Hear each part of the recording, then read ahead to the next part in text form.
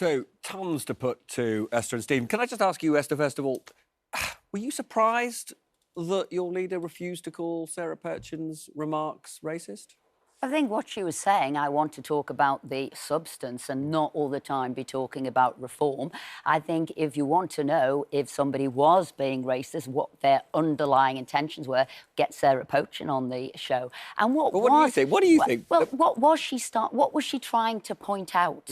What was she trying to say? What was she trying to point out? Well, that's what I'm asking you. And if it was something which Channel 4 survey came out with at the end of September, was the proportion of different people being shown on TV, and I think it was pregnant women were the lowest number of people being shown on disabled people were also there. But actually, as a proportion, there were more ethnic minorities than were a proportion in the public. If that was what she was trying to say, then that is a discussion you should have. Why? But as Why is it a but as discussion we should Nigel have? Farage said, she said it in a very clumsy way, a wrong way. I think he called it an ugly way.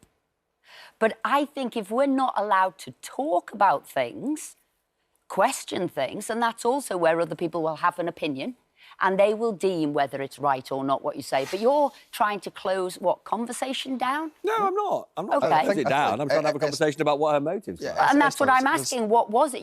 You're doing it as an item on your show. What do you think? Well, I will tell you in a minute what I think in Bob. Okay. Stephen, you go. Yeah, look, Nigel Farage prides himself on calling a spade, as I think the former Minister for Common Sense used to do as well.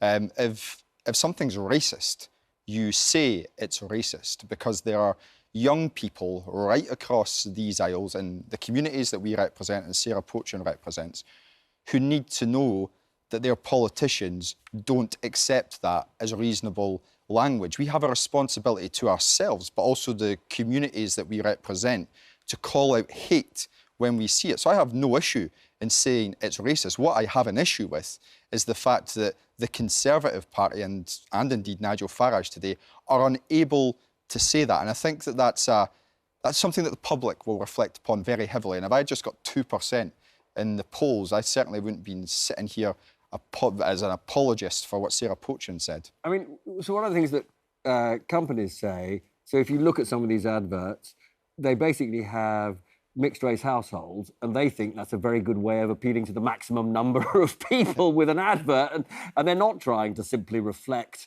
the exact population makeup of the country. I think the reason people got upset with her, I think it's probably the reason she ended up apologising, was that phrase that she was driven mad by it, which just seemed to most people a very odd reaction. I mean, you're not driven mad by it, are you?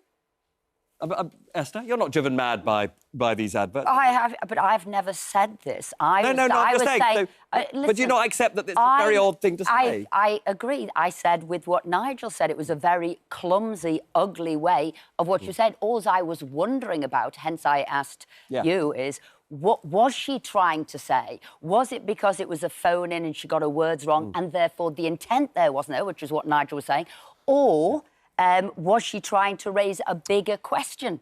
No. And you don't think she was? No, definitely not. Well, that's fine. What and that's why we're having the discussion. See that mask, it just slipped. And the racism came out. And so you're calling her a racist? All right. What she said was... Are you calling her a racist? I want to talk about this. Lots more I need so to... you're calling her a racist, we do